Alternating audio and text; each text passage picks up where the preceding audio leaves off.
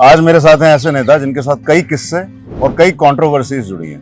None other than Somnath Bharati ji, बहुत बहुत स्वागत है। कहानियों से शुरू करें, किस्सों से शुरू करें या कंट्रोवर्सी से? एक वक्त था, हिंदुस्तान से लेके अमेरिका तक लड़ा हूं अपने लोगों को। मोदी जी कहते परिवारवाद के विरोध में काम करना है, और जो मेरे क्षेत्र की उम्मीदवार दी है उन्होंने, वो परिवारवाद के प्रोडक्ट है। तो नेपोटिज्म तो हर तरफ दिखता है। भाजपा के नेता की बेटी होने के नाते मिसयूज किया अपने अथॉरिटी को और उसको भगा दिया देश से। तो क्या ऐसा क्या ये व्यक्ति कह सकते कि सुषमा जी की विरासत को आगे बढ़ाएगा? मैं दोनों पार्टियों में गया कि मुझे पॉलिटिक्स ज्वाइन करनी है, कांग्रेस बीजेपी में।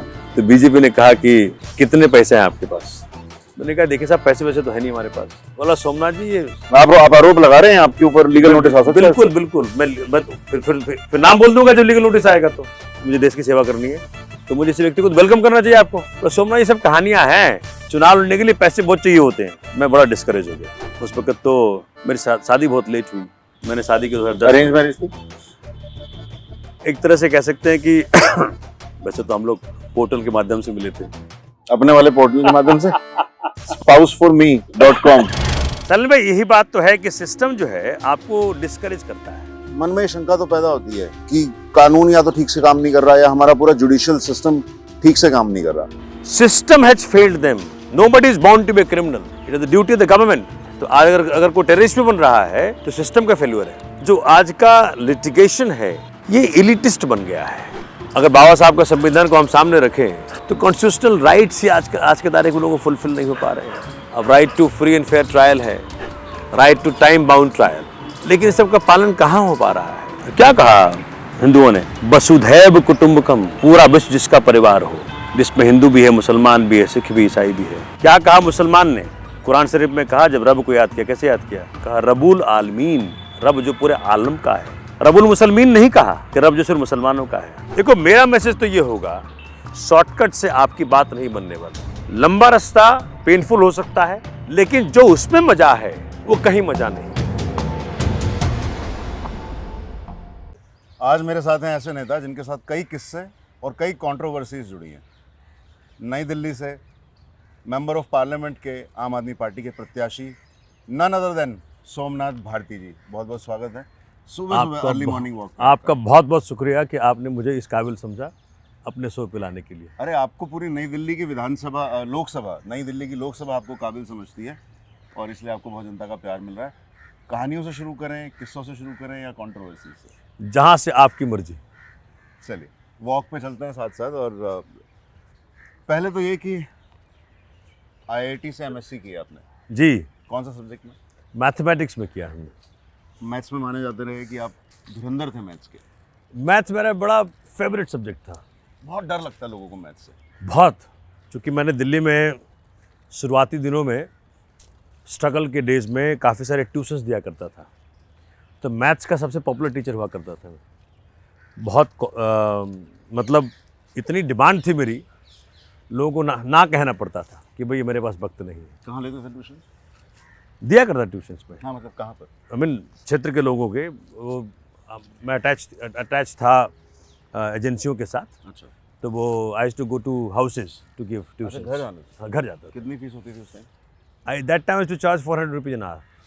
400 रुपीज एन आवर? उसमें तो बहुत महंगा होगा। हाँ, बहुत महंगा था। कब की बात होगी? इट इज़ आई थिंक 92, 93, 94 चलता ही रहा। हाँ, बिकॉज मुझे याद है मैं जब ट्यूशन लेता हूँ तो इट वाज अराउंड 2000। और फिर वो वो बढ़ता ही रहा। फिर मतलब 400 तो शुरुआती था, फिर मैं 800 तक गया। अच्छा। हाँ, तो 96, 97 तक मैं 800 चार्ज कर रहा था। And that was something phenomenal because I love mathematics, interesting subject. बड़ा यही तो प्रॉब्लम है, आप ही प्यार नहीं होता समझे मैथ से। ना, वो तो it all depends on the teacher. आपने कोई मूवी देखी है? वो एक मूवी है डेड पोएट सोसाइटी, नहीं। कभी देखिए। Teaching is an art, communicating is an art. It's not everybody job, not everybody can become teacher. So teacher पे डिपेंड करता है कि वो सब्जेक्ट को कैसे पेश करता है। आप सब्जेक्ट को वैसे पेश करें चूँकि ये जो टीचिंग है it varies from person to person. Teacher भी डिफरेंट, स्टूडेंट भी डिफरेंट। अगर एक स्टूडेंट की आईक्यू कुछ और है तो आपको उसके लेवल पे जाना पड़ेगा। यू कांट बी मोनोटोनस कि जी बस आप पढ़ाए जा रहे हैं, मतलब समझ आ रहा है कि नहीं मास्टर आ रहा लिखे है? जा रहे हैं, आगे आगे पीछे बच्चा है या नहीं है वो चला गया।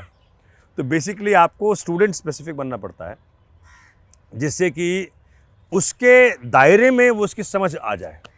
एक बार उसने पकड़ लिया, फिर मेरा काम ख़त्म हो गया। मैं कहा करता था कि भाई ये जो दिमाग, ये जो इसका जो दरवाज़ा है, इसका कुंडा अंदर से है, हमको कन्विंस करना स्टूडेंट को, भाई तू कुंडा खोल दे, बाकी तो मेरा काम है।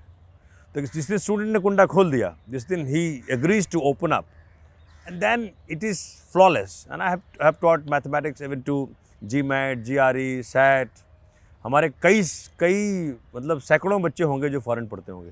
अच्छा, वो बच्चे थे जिनके मैथमेटिक्स इतने ख़राब थे कि सैट में कपते थे वो, कि भाई नंबर आएगा नहीं आएगा, मेरे को सैट का स्कोर चाहिए उनको।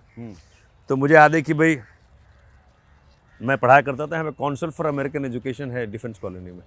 सो they teach students, they basically facilitate your going abroad for education. So that was an phenomenal. उनका हुआ करता था कि जी डेमो क्लास, तो जो डेमो क्लास सोमनाथ भारती में आ गया उससे कन्वर्जन 100% है, मतलब कोचिंग इंडस्ट्री का। फिर मैंने वो एक इंस्टीट्यूट स्टार्ट हुआ था, make it to IIT, MIIT। हमने वहाँ पढ़ाया मैथमेटिक्स, IIT जेई वाले बच्चों को। So mathematics is an amazing subject for me. I mean I used to dance to the tune of mathematics. Class में घंटों घंटों पढ़ाया करता था मैं अपने बच्चों को। IIT जेई के मैथमेटिक्स के लिए हर सवाल का 5 से 6 तरह का जवाब, नोट्स बिका करते थे मेरे। तो मैथ से इन्फोटेक, भारतीय इन्फोटेक बनाया आपने, और वहाँ से फिर लॉ, इसकी क्या जर्नी रही? पहले तो ये इन्फोटेक में कैसे घुसे? देखिए क्या है कि मतलब आईटी आपकी मेन फील्ड नहीं थी ना? नहीं, देखिए जब भी आप IIT में पढ़ते हो तो कंप्यूटर साइंस के बड़े सारे सब्जेक्ट लेते ही लेते हो आप। और एक IIT ऐसी जगह है जहाँ के हम कहते थे कि जी we don't learn much but we learn how to learn. तो हमने IIT में ऐसा कोई एक्सपेरिमेंट ना होगा जो हमने किया नहीं होगा। और मैं IIT के अंदर भी बड़े सारे एक्सपेरिमेंट्स किए, मैथमेटिक्स में भी किए, ड्रामा में भी किया, स्पोर्ट्स में भी किया। तो एक ऐसी पर्सनालिटी निखर के आप आते हो IIT से, जो कि दुनिया में किसी भी चैलेंज को वो फेस कर सकता है, और वही हमने सीखा वहाँ पे। तो मुझे याद है कि जब मैं IIT से निकला, मैं 97 में निकला वहाँ से। अच्छा। उसके बाद हमने ये MIIT शुरू किया, मेक इट IIT। हमारे एक मित्र थे अरुणा जी, हाँ, हमने IIT जेई के लिए पढ़ाना शुरू किया। एंड हमारे ब्रांचेज खुल गए पटना में, लखनऊ में, कई जगह हमने खूब जाके पढ़ाई किया है, खूब पढ़ाया मैथमेटिक्स बच्चों को। उसके बाद वो जो .com का आया था ज़माना, एक इफ यू रिकॉल, सन 2000 में, तो हमने उसमें एक स्पाउस फॉर मी पोर्टल बनाया। पहला मैट्रिमोनियल पोर्टल था वो। अच्छा, सन 2000 में? हाँ, सन 2000 में। और उसके बाद फिर वो उसको किसी ने, आज one of the famous matrimonial portal चलता है, उसने उसको खरीद लिया, इंजन को खरीद लिया? खरीद लिया। उसमें वो चलता है। और चूँकि इंजन जो हमने बनाया spousefforme.com, तो उसका एक पेरेंटल कंपनी था, भारती इन्फोटेक, उसको हमने बनाया और उसके अंतर्गत हमने काफ़ी काम किया। और .com के ज़माने में भी इस्टेब्लिश आवरसेल्व्स उस वक्त, और काफ़ी कुछ करना चाह रहे थे .com के जरिए, बट वो सडनली फिर वो .com वर्स्ट हो गया, और फिर हमारा जो कंपनी था वो हमको बेचना पड़ा। और उस वक्त वो ट्रेडमार्क का भी मुसीबत हो गया था कि भाई भारतीय एयरटेल जो कंपनी सुनील भारती मित्तल जी की है, उनको हमसे, भाई मेरा तो सरनेम भारती है, हमारा तो हक बनता है। तो उस वक्त हमको पैसे की ज़रूरत भी थी, तो हमने फिर उनको दे ही दिया, बेच दिया आपने वो? हमने कहा बिल ले लो। कितने पैसे में? अब वो पैसे तो मत पूछो मुझसे, बहुत पैसा? अच्छा खासा पैसा था, हमारी काफ़ी उससे चली ज़िंदगी, फिर आगे खूब चली। तो उसकी कीमत से ज़्यादा मिला भारतीय होने की वजह से, या जितनी कीमत थी उतनी मिली? नहीं, अच्छी कीमत मिली, अच्छी कीमत होने का फायदा हुआ आपको? नेचुरली। मेरे पिताजी को धन्यवाद कि उन्होंने सर ने भारतीय रखा। ये तो बहुत बढ़िया चीज़ है। मुझे लगता है ये फैक्ट बहुत लोगों को नहीं पता होगा। हाँ, मेरे ख्याल है कि काफ़ी लोग नहीं जानते हैं कि इस प्रकार की, क्योंकि जब से पॉलिटिकल वर्ल्ड में आया हूँ तो एक अलग तरह की दायरा रहा है काम का, उसमें इन लोगों को इस प्रकार की बातें शायद पता नहीं होगी। कितने में बेची? टैक्स तो दिया ही होगा। कितने में बेची? तो फिर क्या दिक्कत है? अच्छे खासे। कौन से साल की बात होगी? It was something, I think 2002-2003 और अचानक रिसेशन आ गया। उस रिसेशन में जो स्ट्रगलर्स थे हमारे ऐसे लोग जो एक कंपनी नहीं खोल रहे थे, spousefirme.com खोला था मैंने, उनको सैलरी देना मुश्किल हो गया अपने एम्प्लॉइज़ को, बिकॉज जो इन्वेस्टर्स थे वो आगे आए नहीं। जो हमारे एंजल इन्वेस्टर्स थे वो बोले कि अब तो पैसा नहीं है। तो हमें लगा कि भाई कैसे निकलें इससे, तो परमात्मा ने साथ दिया। तो भारतीय इन्फोटेक चला गया भारतीय एयरटेल को, spousefirme.com चला गया एक प्रोमिनेंट मैरिज पोर्टल को जो आज चल रहा है। मैंने सुना है कि वो जीवनसाथी.com है। अब नहीं, देखिए मैं तो नाम रिवील नहीं करूँगा। अच्छा चलिए ठीक है, दूसरा कर सकता है, ये एक खूबसूरती है इंटरव्यू की कि दूसरा कर दे तो कोई मसला नहीं होता। ठीक है, खैर। तो वहाँ से फिर लॉ की फील्ड कैसे चुनी? अब क्या है कि जब मैं IIT से निकला था तो बेसिकली जज्बा था, वहाँ से लॉ की फील्ड कैसे मैं चुनी? बता रहा हूँ, जज्बा था मेरा देश सेवा। अब शुरू में हम लोगों ने MIT खोला, उस प्रकार से फिर हमने आगे बढ़े। तो डिस्कशन जब हुआ कि भाई what is the best way to serve the nation, तो पॉलिटिक्स तो एक था, बट पॉलिटिक्स हम सबके लिए बड़ी चीज़ थी कि भाई कैसे जाएंगे पॉलिटिक्स में। नहीं, पर पहले देश सेवा का मन कैसे बना? अब तो बिजनेस में थे। बचपन से ही ना, बिजनेस तो एक प्रकार से चीज़ें निकल के आई कि भाई IIT के बाद, चूँकि कोई भी IITian निकलता है तो चाहता है कोई नया प्रोडक्ट लॉन्च करें, कुछ नया एंटरप्रेन्योरशिप करके दिखाएं, कुछ इस प्रकार से काम करें कि देश का भी नाम रोशन हो और हमारा भी एक स्थापित हो, हमारा जो वर्चस्व है किसी टेक्नोलॉजी में, ब्रांड बने। तो मुझे याद है कि जब दोस्तों से बात की, फादर से बात की, तो फादर ने कहा कि भाई देखो, the most powerful non political tool to serve the nation is law. If you do law then you can take up cases of the poor, of the marginalised, उनके सबके मसले उठा सकते हो कोर्ट के अंदर। तो हमने तुरंत इस बात को मान लिया और इनरोल किया अपने आप को लॉ सेंटर 2 में। तो पहली बार इनरोल किया मैंने 2005 में। तो वहाँ जिस प्रकार की चीज़ें मैंने देखी, थोड़ा सा मन खट्टा सा हो गया। मैंने कहा इस प्रकार से थोड़ी एजुकेशन होती है, तो हमने ड्रॉप कर दिया। क्या था, क्या हुआ? अब क्या था कि देखो, मैं बुकिश आदमी नहीं हूँ, मैं प्रैक्टिकल आदमी हूँ। हर चीज़ में सवाल करना, हर चीज़ का इफ़ एंड बट निकालना और लॉजिकल रैशनल वे आउट ढूंढना। तो उस पर जो टीचर्स एक दो जो मिले थोड़ा सा डिस्करेजिंग हो गया, तो हमने फिर ड्रॉप कर दिया उसको। फिर 2008 में फिर पिक किया, पहले 2002 में किया, फिर 2005 में किया। तो फर्स्ट टाइम जब हमने पिकअप किया था तो 2002 था वो, और उसमें उस वक्त थोड़ी सी डिस्करेजिंग हो गई because the way they were teaching us was, because I have been a teacher myself, I know how to teach, what to teach, what is the best way to communicate to the children. तो थोड़ा सा मुझे लगा कि मज़ा नहीं आ रहा, तो हमने ड्रॉप किया। फिर 2005 पिक किया, जो कि मुझे लॉ करना ही था। मुझे अब पॉलिटिक्स बताता हूँ उसके आगे की यात्रा क्या है। तो 2008 में कंप्लीट किया हमने। 3 साल क्या किया 2002 से 5? वो तो चल ही रहा था, बाकी सब हमारा जो इंडस्ट्री चल रहा था, IT काम चल रहा था। कई प्रकार से हमने एंटरप्रेन्योरशिप को डेवलप करने की ठानी, बहुत एक्सपेरिमेंट्स किए लाइफ में। तो उसके बाद 8 में जब हम लॉ कर लिए, तो आपको विश्वास नहीं होगा, मैं सीधा गया सुप्रीम कोर्ट बगैर इंटर्नशिप का। बार हो गई रजिस्ट्रेशन? बार में रजिस्ट्रेशन हो गई उस समय? रजिस्ट्रेशन के बाद 2008? हाँ, उस वक्त एग्जाम नहीं हुआ करता था। अच्छा, सुप्रीम कोर्ट में एग्जाम नहीं, अब आज के तारीख में अगर आपको इन्वॉल्व करना है अपने आप को, तो एग्जाम होता बार है, का एग्जाम। बार एग्जाम होता है। अब नहीं होता वो तब नहीं होता था, अब होता है। तो सीधा गया सुप्रीम कोर्ट, और वहाँ से हमने यात्रा शुरू की लॉ की, और बड़ा फिनोमिनल रहा है मेरा यात्रा। चलिए बैठ के आराम से मुझे समझाइए। मेरा वही सवाल है कि अदालतें, वकील, जज, आम इंसान को इससे बहुत डर लगता है, और लगे भी क्यों ना। जब हम आंकड़े देखते हैं कि तमाम लोग जिनके ट्रायल पेंडिंग हैं, तिहाड़ की जितनी कैपेसिटी है उससे 2.5 गुना पे ऑपरेट कर रहा है, और खासतौर से जेल नंबर 5 जिसमें 18 से 21 साल के युवा हैं, भरा पड़ा है खचाखच, और उसमें से आधे से ज़्यादा लोग अंडर ट्रायल हैं। तो मन में ये शंका तो पैदा होती है कि कानून या तो ठीक से काम नहीं कर रहा, या हमारा पूरा जुडिशियल सिस्टम ठीक से काम नहीं कर रहा। एक आम नागरिक को यदि आप साधारण भाषा में समझा पाएं कि प्रॉब्लम है कहाँ और ये ठीक होने की संभावना क्या है, और साथ साथ क्योंकि आप पॉलिटिशियन भी हैं, आप वकील भी हैं और साथ में पॉलिटिशियन भी हैं, आप कानून भी समझते हैं लेकिन पॉलिसी भी समझते हैं, लॉ मिनिस्टर रहे हैं आप, क्या मुनासिब है इसको करेक्ट कर पाना? देखिए, आपका सवाल बहुत गहरा है। इससे कई मायने हैं, कई आयाम हैं। जो सबसे बड़ा जो लॉन्ग टर्म सॉल्यूशन दिखता है इसका, कौन व्यक्ति आ रहा है, कौन व्यक्ति आज के तारीख में क्रिमिनल बन रहा है।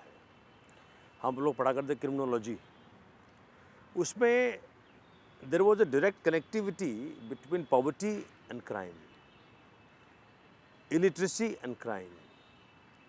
तो अगर आपको लॉन्ग टर्म में समाधान चाहिए, आपको शिक्षा पे काम करना पड़ेगा। जब गहरी शिक्षा पे काम करेंगे, जब एजुकेशन रिफॉर्म्स पे काम करेंगे, जब स्कूलें ठीक होंगी, स्कूल से निकला बच्चा कॉलेज जा सकता है, कॉलेज से निकला बच्चा नौकरी लग सकता है, जब ये आप कर दोगे तो ऑटोमेटिकली क्राइम का रेट डाउन आ जाएगा। तो मैं आपको बता रहा हूँ कि as a politician also, as somebody who is a part of the government in Delhi, we need to work on that. The need of the hour in this country is to work on education, education, education. Number one. Number two, अब जो व्यक्ति crime कर बैठा, क्यों करा crime, उससे कई सारे कारण होते हैं। इकोनॉमिकल कारण है, इलिटरेसी कारण है, बिहेवियरल रीजंस हैं, बहुत सारे। Psychological But then I'm reasons हैं। telling you, सालिन भाई, I'm of the view system has failed them. Nobody is bound to be a criminal. It is the duty of the government कि भाई हर व्यक्ति, हर बच्चा जो पैदा हो रहा है इस देश में, चाहे वो गरीब का हो रहा हो, चाहे अमीर का हो रहा हो, चाहे हिंदू का हो रहा हो, चाहे मुसलमान का हो रहा हो, उसकी ड्यूटी थी कि भाई उस बच्चे को हर प्रकार से अव्वल नंबर की शिक्षा दिया जाए, अव्वल नंबर का एम्प्लॉयमेंट अपॉर्चुनिटी दिया जाए और उसको इंगेज करके रखा जाए। तो अगर कोई टेररिस्ट भी बन रहा है तो सिस्टम का फेल्यूर है। नंबर टू, अब हो क्या रहा है कि जो आज का लिटिगेशन है ये इलिटिस्ट बन गया है। मतलब आप समझें कि कोई गरीब आदमी को न्याय मिले, इसके लिए सरकार को बहुत मेहनत करनी पड़ेगी। मतलब वकील इतने महंगे हैं, व्यवस्था इतनी महंगी है और बहुत सारे रिफॉर्म्स की ज़रूरत है। जुडिशरी में बहुत रिफॉर्म्स की ज़रूरत है। जजेस जो ऑर्डर्स पास कर रहे हैं उसका इम्प्लीमेंटेशन की ज़रूरत है। जो प्रकाश सिंह वाले केस में सुप्रीम कोर्ट ने जो व्यवस्था दी थी कि पुलिस में ये रिफॉर्म्स होने चाहिए, आज तक वो 100% इम्प्लीमेंट नहीं हो पाया है। बार बार चीफ सेक्रेटरी को सुप्रीम कोर्ट बुलाती है, कहती है, लेकिन वो 100% इम्प्लीमेंट नहीं हो पा रहा। उसका मूल कारण क्या है कि जो लोग व्यवस्था में हैं, जो पॉलिटिक्स में हैं, उनके अपना बैकग्राउंड इतना ख़राब है। तो वो मतलब I would say, by and large, politics has failed to attract the best of the lot, and that is why there are good people also in all parties. इसीलिए हम सब बड़ा मूल जो उसका कारण है इन सब चीज़ों का, एक तो एजुकेशन हो गया, दूसरा आपकी व्यवस्था इस प्रकार से बनी हुई है कि हम लोग we are failing to attract good people to politics. Number two. Number three, जो सुप्रीम कोर्ट के जजमेंट्स हैं रिफॉर्म्स के ऊपर, उसका पालन भी नहीं हो पा रहा। अब जैसे देखें कि साफ साफ अब बेल और जेल की, चूँकि आजकल बहुत चल रहा है बेल और जेल का मसला, मतलब bail is a rule, jail is an exception. Supreme court ने कई बार कहा, हाई कोर्ट्स ने कई बार कहा, इसका पालन कहाँ हो रहा है? अर्नेस्ट कुमार का जजमेंट है सुप्रीम कोर्ट का, जिसमें कहता है कि भाई any offence which is of punishment for the period less than 7 years, उसमें अरेस्ट तो एक्सेप्शन है बिल्कुल, unless and until you write out a reason कि भाई किस प्रकार क्यों अरेस्ट करना है मुझे, you have to qualify your decision by logical reasons, लेकिन फिर भी अरेस्ट हो रहे हैं। जब तक आप सीवियर पनिशमेंट नहीं दोगे व्यवस्था को कि भाई आपने इस सुप्रीम कोर्ट के ऑर्डर का वायलेशन कैसे किया, तब तक बात नहीं बनेगी। तो बहुत जो गंदगी है बहुत अंदर तक घुस चुकी है, जगह जगह घुस चुकी है।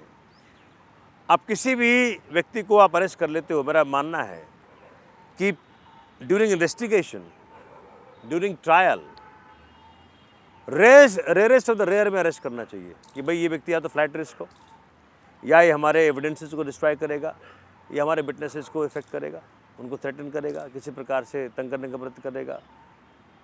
इसके अलावा अगर आज इस प्रिंसिपल पे काम कर लिया जाए तो जेलें खाली हो जाएं।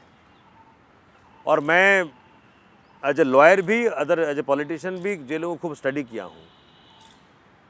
आप मानेंगे नहीं, ऐसे ऐसे लोग इम्प्रिजन हैं जेलों में जिनकी जो मोर देन पनिशमेंट, अगर मान लो कन्विक्ट भी हो जाते, अगर कन्विक्ट हो गए होते तो उनको 2 साल सज़ा मिलती।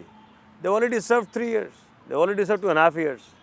इसलिए सुप्रीम कोर्ट का एक जजमेंट आया बाद में कि anybody who has served half the punishment of the alleged offence should be released.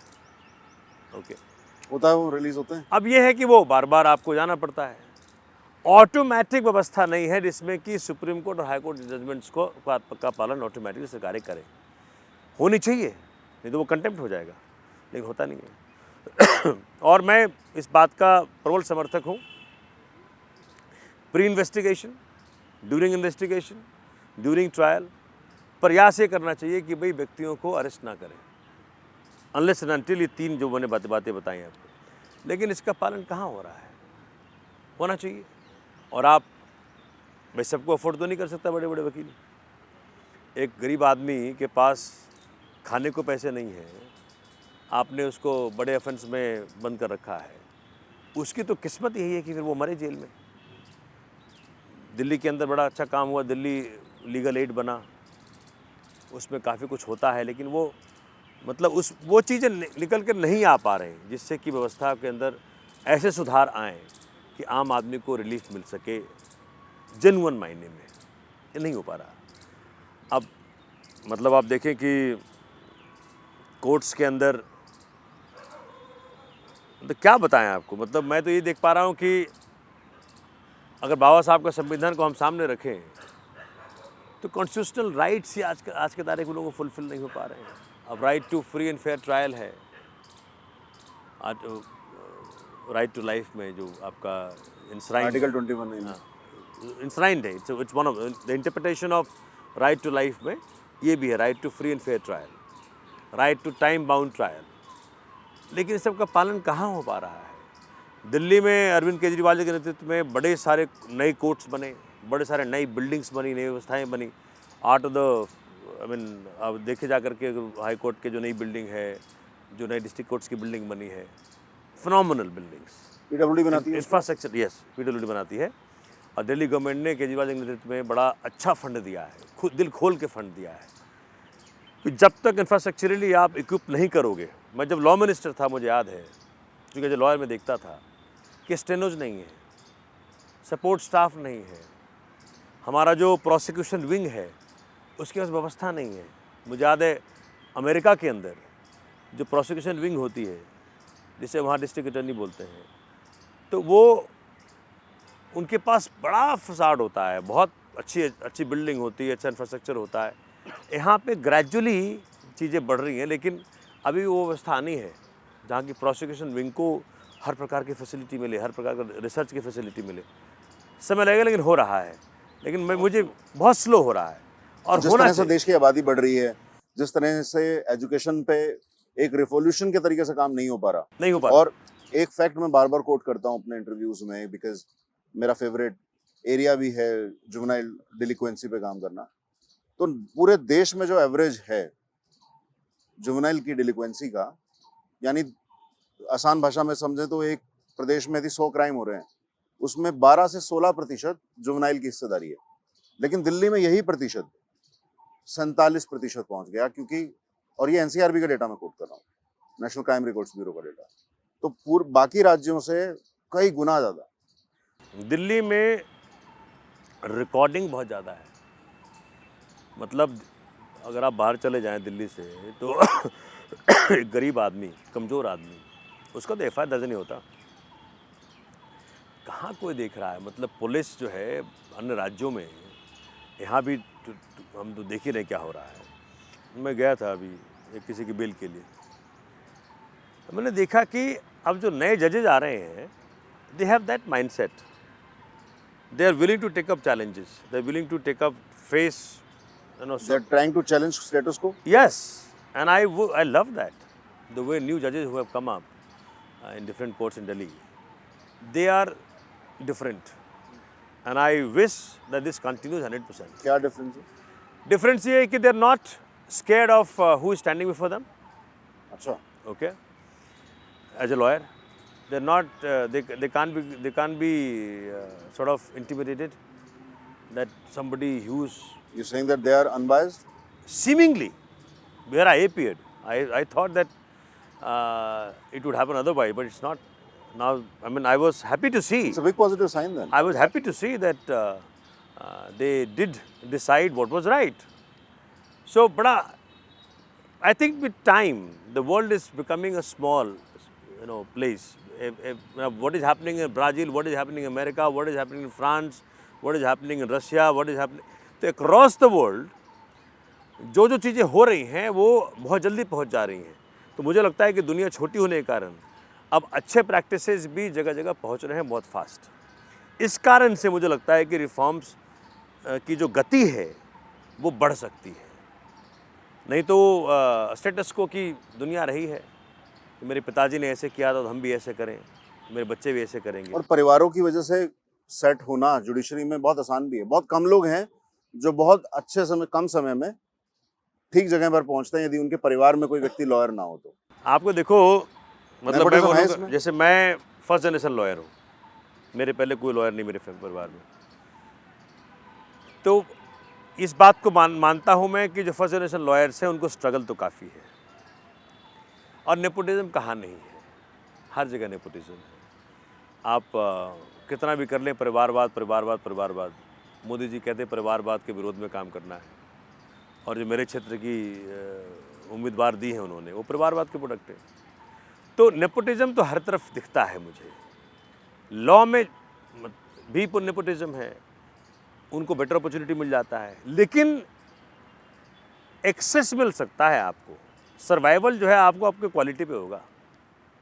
मतलब आप जब तक, मतलब आपको चलो ब्रेक थ्रू मिल गया, जैसे फिल्म इंडस्ट्री के लिए हम कहते हाँ हैं. जैसे फिल्म इंडस्ट्री होता है, एक बार लॉन्च कर दिया भाई, फलाने पॉपुलर एक्टर का बच्चा है, शुरुआती उसको- पुश मिल गया. हाँ, लेकिन to sustain there, to remain in demand, you have to be of quality. You can't give very weak arguments in the court, and you can't keep losing cases and still become popular. No, that's not possible. चलिए वापस मूल प्रश्न पे आते हैं कि आपका message क्या होगा जो आज लॉ पढ़ रहे हैं कॉलेजेस में युवा.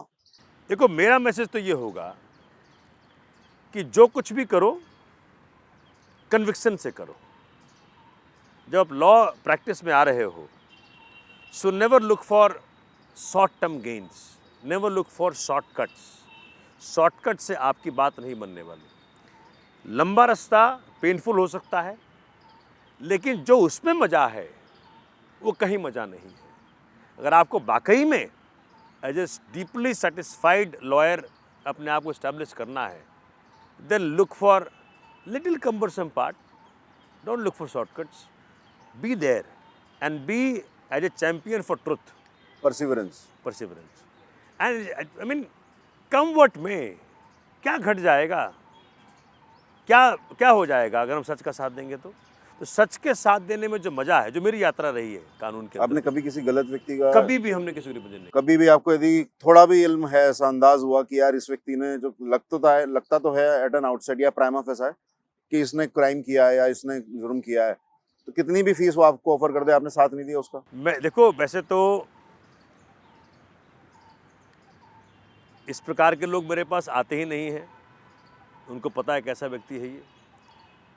और दूसरी बात, अगर कोई आ भी गया तो मैं इस प्रकार के व्यक्ति को रिप्रेजेंट नहीं करना चाहूँगा. मुझे याद है आज भी सरिन भाई कि मैं, एक वक्त था, हिंदुस्तान से लेके अमेरिका तक लड़ा हूँ अपने लोगों के लिए. वो फेलो, उसमें क्या था आपका ड्राइव? वो केस बहुत प्रसिद्ध है, हम उसको लगाएंगे अपने डिस्क्रिप्शन में भी. वो आपका मन क्यों किया उस केस में इंडल्ज होने का? क्योंकि वो फेलो IIT था ना, बिकॉज इनजस्टिस हुआ था उसके साथ में. क्या केस था? बहुत ब्रीफली बता दीजिए. केस ये था कि विक्रम बुद्धि के पिता न्यूक्लियर साइंटिस्ट हैं. उन्होंने इंडो US न्यूक्लियर डील के खिलाफ एक मूवमेंट छेड़ रखी थी. 2006 की बात बता रहा हूँ. यूएस में किधर? या हिंदुस्तान में, और उनका मानना था कि ये डील जो है ये ठीक नहीं है देश के लिए, this is only for kickbacks. ठीक। तो इनको डिस्करेज करने के लिए उनके बेटे को वहाँ अरेस्ट कर लिया, who was studying in Purdue University. He was possibly one of the rarest of the rare जो डबल PhD कर रहा था पर्ड्यू यूनिवर्सिटी से, अच्छा। And he was a teacher there. So just to discourage him that he should drop this case है, उसको वहाँ arrest कर लिया। तो पिता को तो नेचुरल सी बात है, पुत्र मुँह में जाना पड़ेगा, वहाँ चले गए। इनको भी धमकाया गया, और उस विक्रम बुद्धि को अरेस्ट किस में किया? Attempt to threaten to kill George Bush, that the then president of America. क्या प्रमाण है आपके पास भाई? ना कोई उसने टिकट खरीद रखी है वॉशिंगटन DC की, ना कोई पिस्टल ले रखा है। तो कैसे, how will somebody execute such A plan? तो कह रहे हैं कि जी इसने जो है याहू बिजनेस डिस्कशन फोरम पे एक पोस्ट डाल रखी है कि भाई उस वक्त आपको याद होगा कि अमेरिका और इराक का वॉर चल रहा था। तो पोस्ट था कि भाई Iraqis tit for tat, they have killed you, you should kill them. मैंने कहा कैसे इस्टेब्लिश करोगे? तो बोला जी इसके लैपटॉप के मैक ID से IP एड्रेस मिल रहा है। Then I found out it's called poisoning of the mapping. So क्या होता है कि जब आप कोई ईमेल भेजते हो या कुछ पोस्ट करते हो तो आपके डिवाइस का मैक ID साथ जाता है, जहाँ जहाँ से गुजरेगा सबका मैक ID और IP एड्रेस लेते जाएगा वो, ट्रैवल्स करता है वो।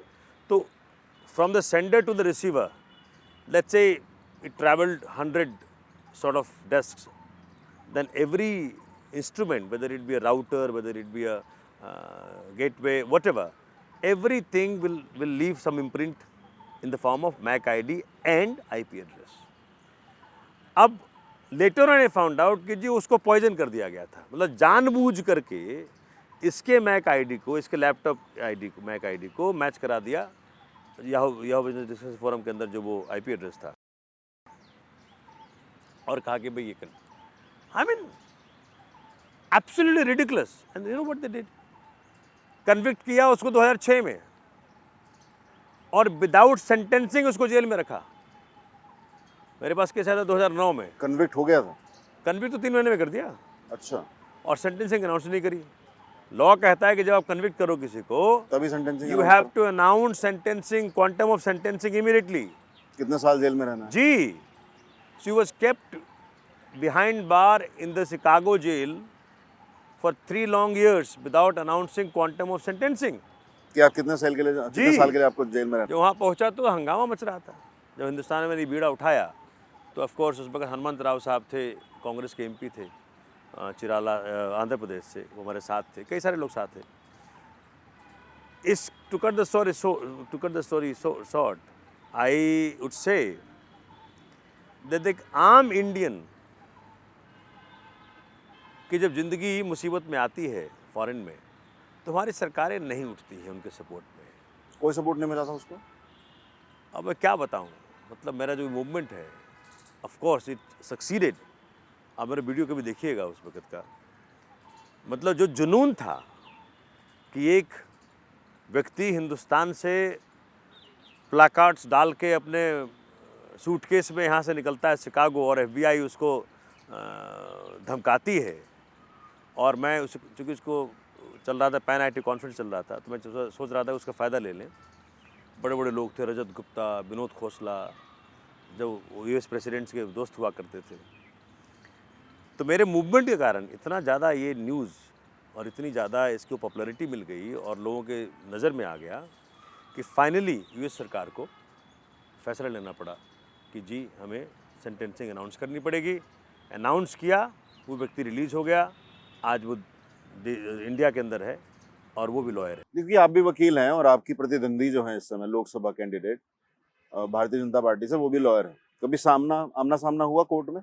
मेरा तो अभी तक आमना सामना हुआ नहीं है। वैसे हुआ कभी पब्लिक लाइफ में? नहीं, मतलब जब से उनकी जब माताजी का देहांत हुआ था तब मैं घर गया था, क्योंकि इनकी मदर के प्रति हम सब लोग गए थे वहाँ अपने संवेदना व्यक्त करने के लिए।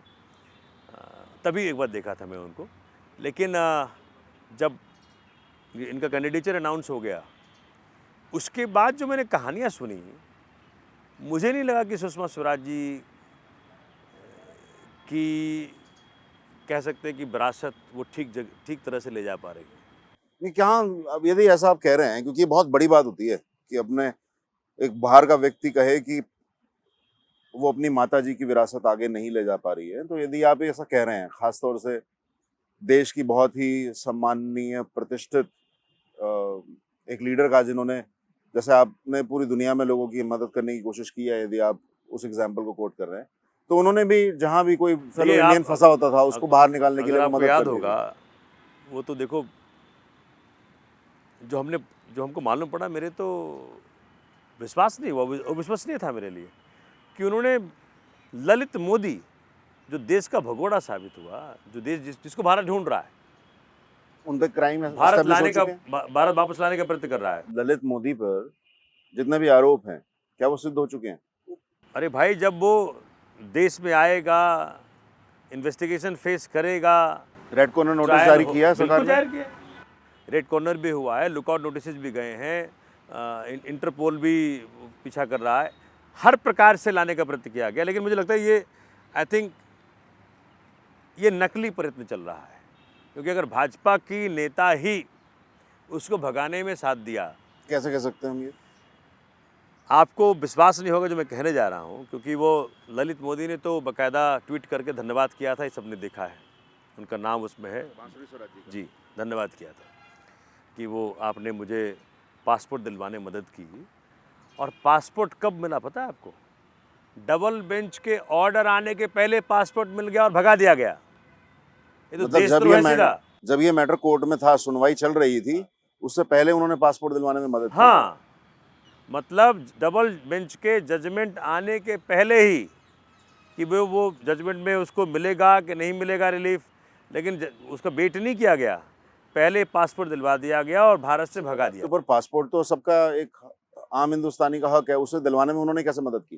भाई, कारण क्या है कि उस वक़्त सरकारें भी नहीं की थी, तो एक तरह से दुरुपयोग भी कह सकते हैं ऑफिसर्स। नहीं, पर हमें सीधे तौर पे आरोप कैसे लगा सकते हैं कि उन्होंने मदद की? भाई देखो, वकील के रूप में वही रिप्रेजेंट कर रही थी उनको। तो एज अ वकील उन्होंने, जब वकील उन्होंने हर प्रकार की व्यवस्था को कह सकते हैं मिसयूज़ किया, अथॉरिटी को मिसयूज़ किया, अपने ईजी एक्सेस को मिसयूज़ किया, भाजपा के नेता की बेटी होने के नाते मिसयूज़ किया अपने अथॉरिटी को, और उसको भगा दिया देश से। तो क्या ऐसा, आई मीन, क्या ये व्यक्ति कह सकते कि भी सुषमा जी की विरासत को आगे बढ़ाएगा? तो कारण क्या है? और हमने देखा है कि मतलब मोदी जी तो पानी पी करके गाली देते हैं परिवारवाद को।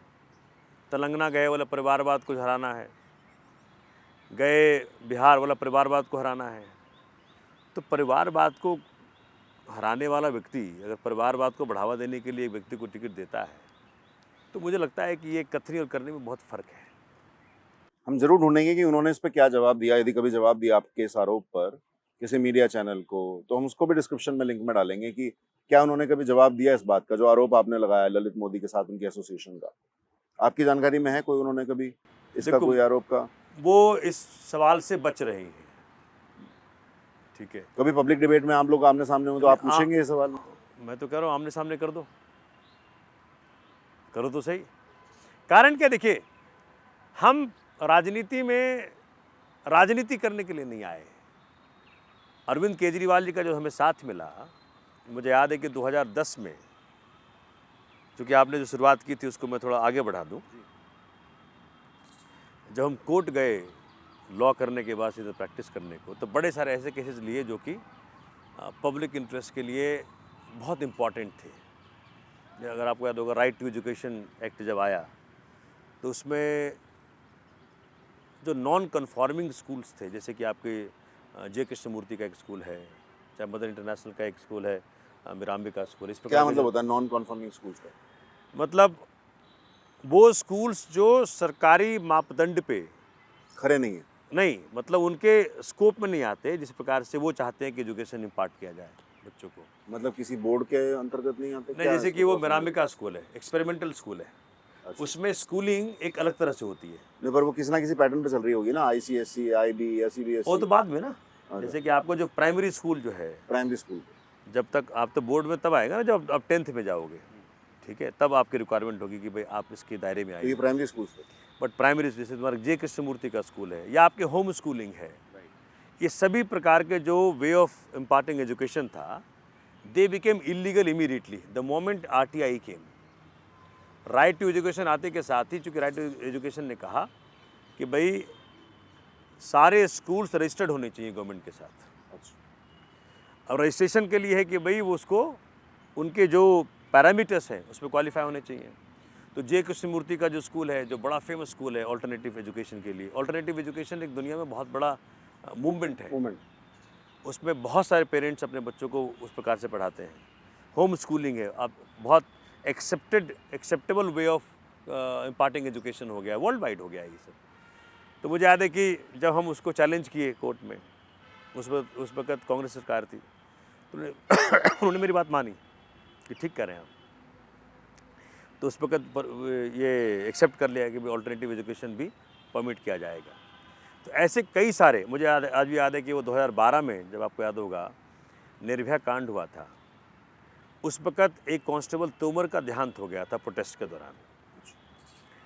अब क्या हुआ कि वो डेथ को मर्डर दिखा दिया दिल्ली पुलिस ने और 9 बच्चों को अरेस्ट कर लिया। क्या हुआ था एक्चुअली? हुआ ये कि उस व्यक्ति का प्रोटेस्ट के दौरान, इंडिया गेट में जो प्रोटेस्ट हो रहा था, हार्ट अटैक से डेथ हो गई। उनको उस प्रोटेस्ट को एक तरह से ये साबित हुआ था कि वो हार्ट अटैक हुआ था? हाँ, MLC में साबित हुआ। बता रहा हूँ मैं आपको। तो क्या किया कि कहा कि 9 बच्चे they are accused of murdering him.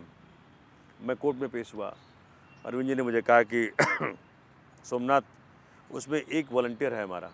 मैं जब गया तो मैंने कहा सर ये तो सारे आम आदमी हैं, अगर आप कहें तो हम सबको छुड़वा दें। सर ने कहा कि तुम बिंदास तरीके से काम करो, जो मर्जी करो। हमने सबको छुड़वा दिया।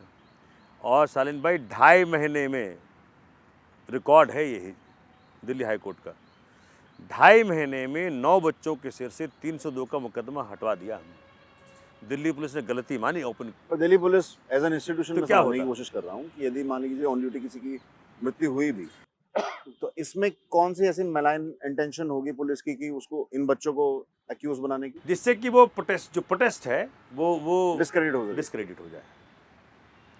और जो प्रोटेस्ट है उसमें जो यंग Surprise बच्चे आ है। रहे थे, they would have sort of got scared कि जी ऐसे हो रहा है।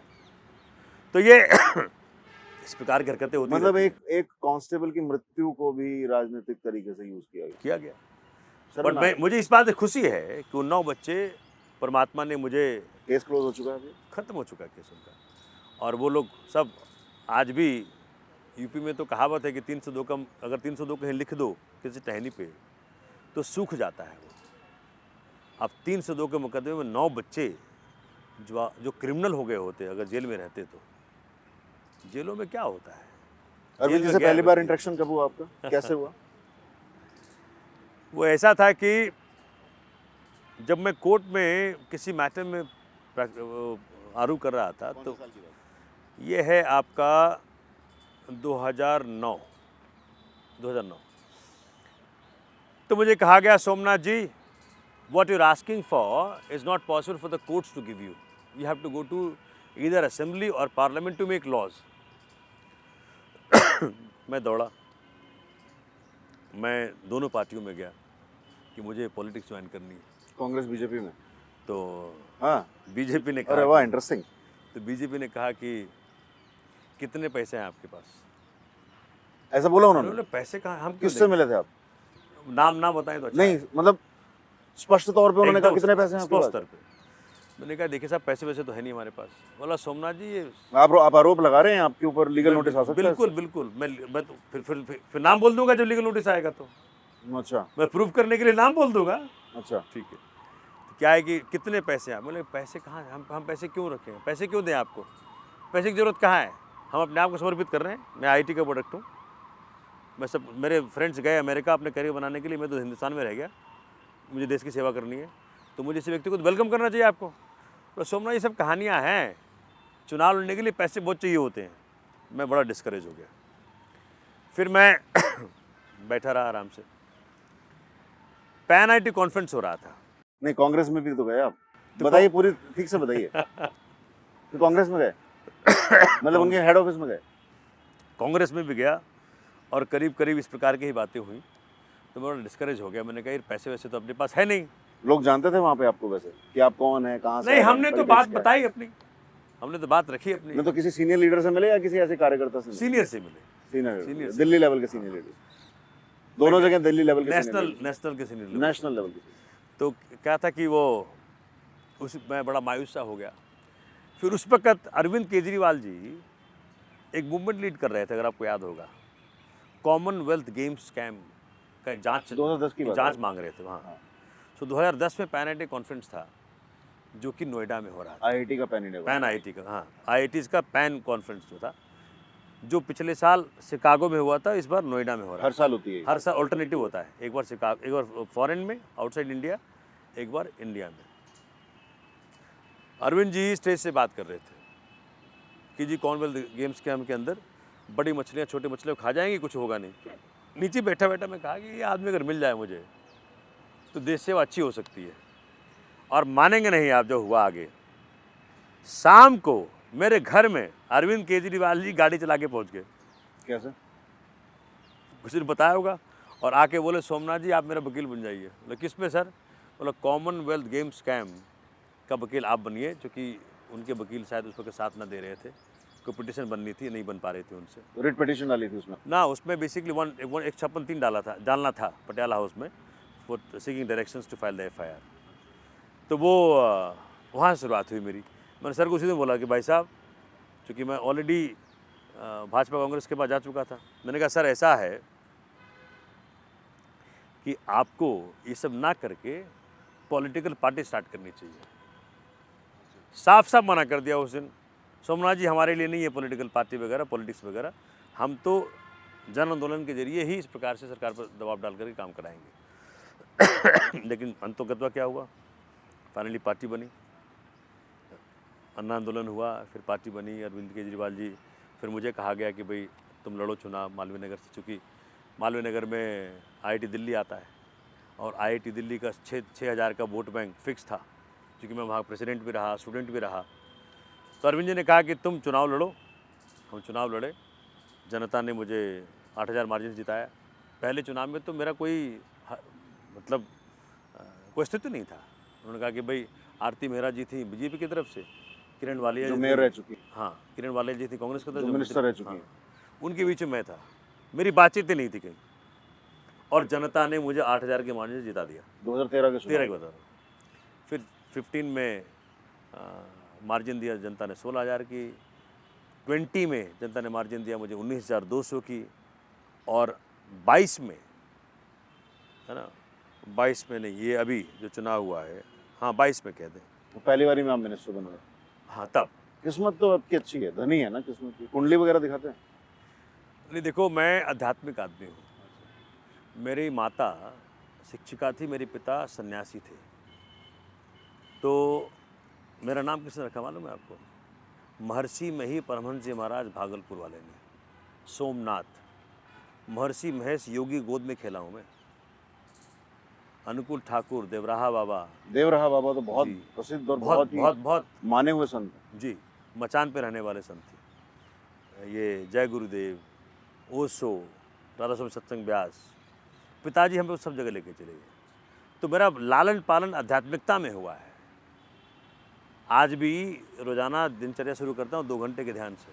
पर आपका मतलब जब सोमनाथ भारती शब्द सुनते हैं ना, मतलब शुरुआत से ही ऐसी ऑरा बन गई कि एक एग्रेसिव व्यक्ति जो गुस्से में रहता हमेशा, मतलब पुरानी फिल्मों का जो वकील हुआ करते थे ना, एग्रेसिव वकील, वो वाली छवि मन में उतरती है। इसके पीछे क्या मतलब क्या इतिहास है, क्यों ऐसा लगता है कि हम लोग सोमनाथ भारती हमेशा गुस्से में रहते हैं? नहीं हम लोग पॉलिटिशियन नहीं है, तो हमें इमोशंस को छुपाना नहीं आता, हम झूठ नहीं दिखा सकते कुछ।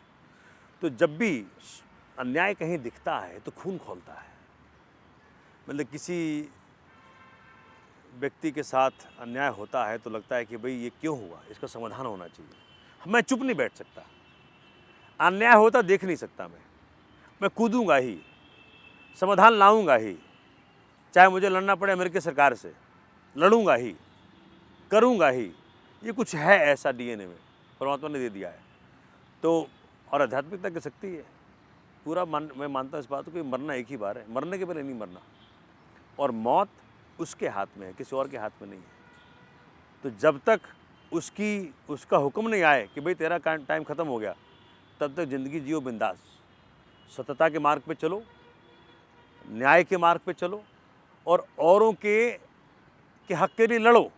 ये मेरा जीवन का ध्येय है। मैं अपना कंफर्ट कभी नहीं देखता। जब मैं लॉ मिनिस्टर था तब भी आपको याद है 2014 में जब वो नया मंत्री बना था और खुला दरबार लगता था, सवेरे सवेरे लोग आए, बोले सोमनाथ जी हम तो सबके पास चले गए, गृह मंत्री तक चले गए, किसी ने साथ नहीं दिया हमारा आपसे उम्मीद है कि आप साथ देंगे। ने क्या हुआ? बोले जी मेरे क्षेत्र में ड्रग माफिया का और ह्यूमन ट्रैफिकर्स का बहुत बड़ा रैकेट चलता है। ये खिड़की एक्सटेंशन का प्रसिद्ध किस्सा है जी। तो मैंने कहा कि देखो भैया मैं देखूंगा तब एक्शन लूँगा। बोला बिल्कुल आइए। मैं उस वक्त लॉ मिनिस्टर था, रात को काम करता था, रात को 2 बजे तक काम करता था, 1 बजे तक काम करता था, इतनी इतनी फाइलें क्लियर करता था अपने हाथ से। अगर आप मेरे फाइल्स देखेंगे तो एक एक पैराग्राफ मेरा नोटिंग है। यूजुअली मिनिस्टर्स नोटिंग नहीं डालते हैं, उसमें साइन कर देते हैं usually, but if you really want welfare of the people they need to go through the file. तो मेरे कमेंट्स बड़े लंबे लंबे होते थे। रात को घर पहुंचा, मैसेज आ गया कि भाई साहब यहाँ तमाशा लग गया है, अगर आपको देखना तो आ जाइए। हमने नीचे उतरे, खाना भी नहीं खाया, पुलिस को साथ लिया, पुलिस को साथ लेके गया हूँ। किस रैंक के ऑफिसर थे? वो जो पीसीआर था, पीछे साथ ले आपने लिया। पीसीआर को कॉल हाँ किया? पीसीआर रास्ते में खड़ी दिखी, पीसीआर तो साथ ले लिया। उनको बोला अपने सायरन बंद कर दो, साथ चलो। मीडिया को इन्फॉर्म कर दिया, मीडिया और पुलिस के साथ सोमनाथ भारती गए वहाँ पे। तो कोई मीडिया और पुलिस के साथ जाएगा अगर उसको मोलेस्ट करना होगा? जो केस चला रहे हैं मेरे ऊपर ये लोग, चल रहा है केस अभी तक केस चल ही रहा है। तो क्या है कि अच्छा वो जो लड़कियां थी आज तक कभी नहीं आई। क्या मतलब, थोड़ा किस्सा बताइए, किसी को नहीं पता कौन तो लड़की क्या है था कि जब मैं वहाँ पहुँचा उस खिड़की एक्सटेंशन स्टेज पे, उस जगह पे जहाँ आपको पता था कि यहाँ से ड्रग सप्लाई होता है? ड्रग सप्लाई होता है, वेश्यावृत्ति होती है, ह्यूमन ट्रैफिकिंग होती है, बहुत कुछ होता है कोई वहाँ। घर बिल्डिंग थी? नहीं हम तो ओपनली पहले देखा वहाँ पे, जिस प्रकार से गाड़ियाँ खड़ी थी, मर्सिडीज, BMW, हर गाड़ी खड़ी है। कोई लड़की का शरीर आधा अंदर है, आधा बाहर है, कोई लड़की अंदर है, कोई ड्रग बेच रहा है, मतलब कियोस्क था वहाँ पे। और गांव वाले आ गए फिर साथ में। और जब हमने वहाँ देखा, जैसे अच्छा जब पुलिस वाला उतरा तो उसका क्रॉस में जो ना चमकने वाला जो होता है, जब पहनता है आजकल पुलिस जो पहनती है, एक चमकने वाला आइटम होता है उसकी ड्रेस में, उसके जब हेडलाइट्स पड़े उस पर तो वो दिख गया, चौंक गया। तो लोग भागने लगे, तो पुलिस ने बड़े उसके दो लोगों को पकड़ा। फिर उस घर के तरफ कहा कि भाई इस पे रेड करो, रिफ्यूज़ कर दिया रेड करने से। फिर वो झूठा कंप्लेंट बनाया गया मेरे खिलाफ। किसने बनाया? आप जान के हैरान होंगे कि पुलिस ने अपने हाथों कंप्लेंट लिखवाई मेरे खिलाफ, और 25 चीज़ें आज तक कभी इतिहास में नहीं देखा जो लॉयर मैंने, कि same day complaint, same day listing, same day arguments, same day action taken report मंगाया गया, सेम डे उस पर आर्गूमेंट्स हो रहा है। ऐसा कभी इतिहास में नहीं हुआ। और सेम डे ऑर्डर कि FIR दर्ज कर दी जाए, साकेत कोर्ट में हुआ ऐसा। तो मैं देखता हूँ कि किस प्रकार से अगर जब आप हेड ऑन लेते हो ड्रग माफिया को, ह्यूमन ट्रैफिकर्स को, तो किस प्रकार से व्यवस्था पे खिलाफ पड़ जाती है। लेकिन मेरे इस करनी से, इस कार्य से जनता इतनी खुश हुई वहाँ पे। आप सोचिए कि आपकी बेटी जा रही है वहाँ, रात को कॉल सेंटर में काम करती है। अब कौन जाने कि भाई कॉल सेंटर वाली लड़की है कि कोई इस प्रकार के काम करने वाली लड़की है। किसी ने कमेंट कर दिया, अजय भाई क्या आपको फील होगा, आप तो ऐसे तैसे कर दोगे वहाँ। तो वो सारी परिवार इतने खुश हो गए इस काम से कि चूँकि इस काम के बाद वहाँ से सब खत्म हो गया, ड्रग ट्रैफिकिंग खत्म हो गई, सब खत्म। अब नहीं होता वहाँ। अब हो सकता है 2-4 बार मुझे मालूम पड़ा है, बट वो उस स्केल का अब नहीं होता, बिल्कुल नहीं होता। तो सारे लोग आज क्षेत्र में मुझे 99% वोट देते हैं। नहीं, पर अभी आप उस केस की क्या हालत है, कौन सी स्टेज में है? उस केस में चल रहा है, अभी चल रहा है, डिफेंस एविडेंस चल रहा है। और वो जो कौन से कोर्ट में? हाई कोर्ट तक पहुंचे? राउजी वेन्यू में डिस्ट्रिक्ट कोर्ट ट्रायल हो रहा है ना। और मुझे याद है कि वो जो कंप्लेनेंट्स थी उसमें हिंदुस्तान नहीं आई, कोर्ट ने उसको मतलब 7 साल हो गए केस चलते हुए। मुझे इंडिया छोड़ दिया उन्होंने? कब के चले गए वो, इंडियन थे कि भगाया बाहर के गया। थे? इंडियन थे कि बाहर के थे? बाहर युगांडा के थे वो, उनको भगाया गया। वहाँ के सिटीजन थे कि? वहाँ के सिटीजन थे। वो आपके केस में कंप्लेन कर रहे हैं इंडियन कोर्ट में? क्योंकि केस में से दिखाया गया कि भाई आपने इनके साथ ज्यादती की। आप जितना कमेंट कर रहे हैं ये लीगली वायबल है? सब लीगली वायबल है, तो डॉक्यूमेंट्स रिकॉर्डेड है। वैसे तो मैटर सब जुडिस है, लेकिन मेरे दिल की बात है। ये 8 साल चल रहा है। जो व्यक्ति ने ड्रग अभी माफिया भी के हियरिंग में खिलाफ जाते हो आप? जाना पड़ता है, जिस व्यक्ति ने ड्रग माफिया के खिलाफ एक्शन लिया उसको आपको अवार्ड तो करना वही चाहिए। इसलिए कहा जाता है ना कि Award प्रोसेस करना इटसेल्फ इज अ चाहिए। पनिशमेंट, कि यदि आप सही इंटेंशन से गए, जैसे आप बता रहे हैं, हम ये मान के चलते हैं और हम एज अ विधायक आपने अपनी जिम्मेदारी समझी, आपने उसको खत्म किया, तो अब इतना पनिशमेंट यदि कोई देखेगा तो कहाँ कोई व्यक्ति एक्शन लेने के लिए कुछ सोचेगा? सलीम भाई, यही बात तो है कि सिस्टम जो है आपको डिस्करेज करता है। सिस्टम कहता है तुम विधायक बन गए हो ना, कभी मन करता है कि छोड़ दो तो यार? और विधायकों की तरह जो पुराने रहे हैं उनके तरह आप भी अपने हिस्सेदारी लो, ड्रग के बिजनेस में हिस्सेदारी ले लो, हर प्रकार के गंदे काम में हिस्सेदारी ले लो और आनंद करो। ठीक है, हमने ठाना है, हमारी पार्टी ने ठाना है कि हम इसमें हिस्सेदारी नहीं लेंगे और व्यवस्था के खिलाफ खड़े होंगे, सिस्टम खिलाफ खड़े होंगे। सिस्टम रिफॉर्म करने आए हैं यहाँ पे, हम हिस्सेदारी लेने नहीं आए हैं। आप कह रहे कि कभी करता कि नहीं, दिल में कभी ऐसी इच्छा तो नहीं होती, लेकिन चूँकि आध्यात्मिक आदमी हूँ मैं, तो बड़ा आशावादी हूँ।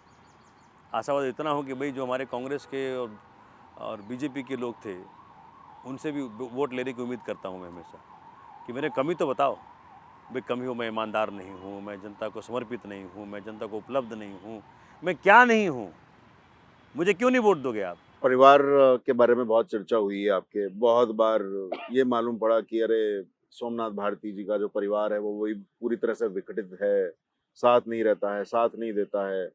कुछ आरोप उस तरफ लगे, कुछ आरोप आपकी तरफ लगे। क्या हुआ था, किस्सा क्या था? और अब बिकॉज फैमिली के बिना तो आप ये लड़ाई नहीं लड़ पाओगे। देखिए क्या है कि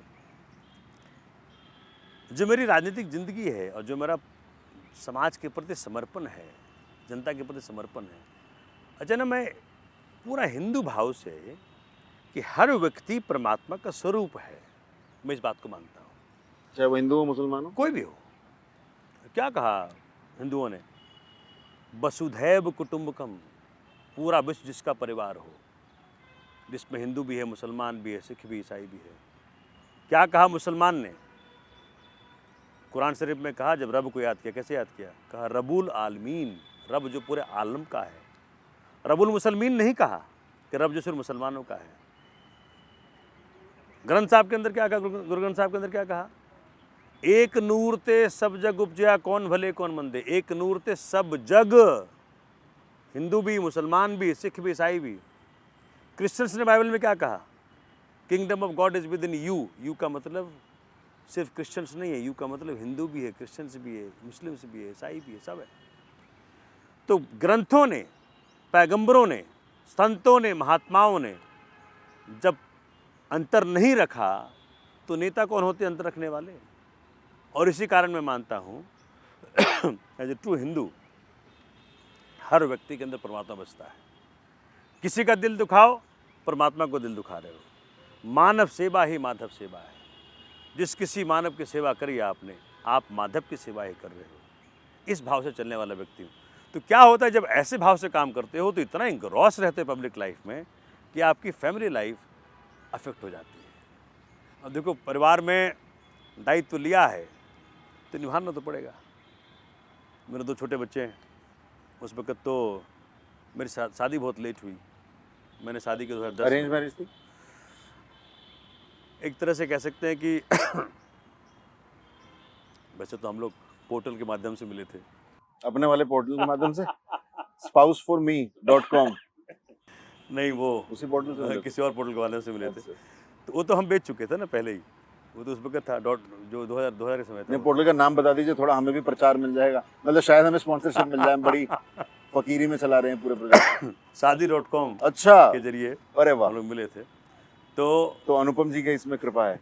अच्छा, तो हम लोग देखो, मैं आध्यात्मिक आदमी हूँ, इसलिए मेरा आउटलुक ऐसा रहा है कि मैं अपने परिवार के दुख और औरों के दुख में अंतर नहीं कर पाता। तो आप बोलें कि सोमनाथ जी, ये अगर एक रोटी है और परिवार में बांटना है कि औरों में बांटना है, तो देख लो जिसको ज़्यादा भूख लगी मैं वहाँ दे दूंगा। बहुत क्लीशे साउंड कर रहा है, मतलब ऐसा लग रहा है जैसे किसी महान संत के बारे में बात हो रही है, मतलब रिलेटेबल थोड़ा लग नहीं रहा है। हाँ, ये है। तो लोग कहते तो हैं कि सोमनाथ जी आप बेवकूफ़ आदमी हो, आप जिस सीट पे बैठे हो वहाँ हज़ारों करोड़ रुपए बन सकता है और आप फकीरी की तरह ज़िंदगी जीते हो। आम आदमी पार्टी कैंपेन चला रही है कि जेल का जवाब वोट से। आपको लगता है कैंपेन घर में असर करेगी लोगों के? देखिए, 21 मार्च इस देश का एक डिफाइनिंग डेट है। उसके पहले हिंदुस्तान की राजनीति अलग थी, उसके बाद अलग हो गई। क्यों? उस दिन आपने एक सिटिंग चीफ मिनिस्टर को बगैर किसी एविडेंस, बगैर किसी प्रमाण, रात के अंधेरे में चोरों की तरह आकर के उठा लिया बाय फोर्स, अपने ताकत का दुरुपयोग करते हुए जेल में डाल दिया। पूरा देश एक हो चुका है, आक्रोशित है, क्रोधित है। ये कैसे किया? ये वो व्यक्ति है जिसने इस देश में काम की राजनीति का एक तरीका बताया। स्कूल ठीक हो सकते हैं, कौन सोच सकता था इस देश के अंदर सरकारी स्कूल ठीक हो सकते हैं? सरकारी स्कूल प्राइवेट से कहीं बेहतर हो गए। 3-3 लाख बच्चे प्राइवेट से सरकारी में आ गए।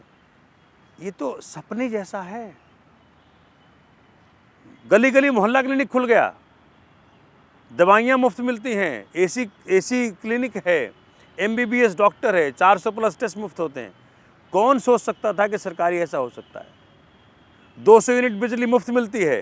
इस देश में पहली बार किसी व्यक्ति ने सिद्ध करके दिखाया कि 24 घंटे बिजली, मुफ्त बिजली संभव है। अरविंद केजरीवाल ने किया।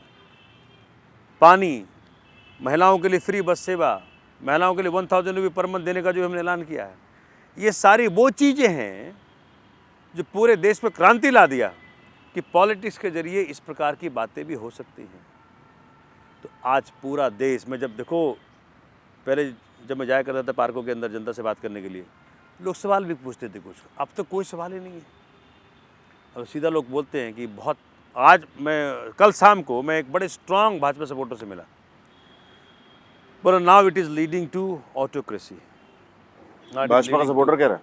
बहुत स्ट्रांग सपोर्टर, संघ का व्यक्ति कह रहा है कि दिस इज नॉट डन। देश इसके लिए नहीं बना। पर वो वोट डालने जाएगा तो देगा आम आदमी पार्टी को? हमको वोट देगा वो। जिस प्रकार से मेरे वोट का शेयर बढ़ा है, जिस प्रकार से मेरे विनिंग का मार्जिन बढ़ा है, जनता ने बढ़ाया है।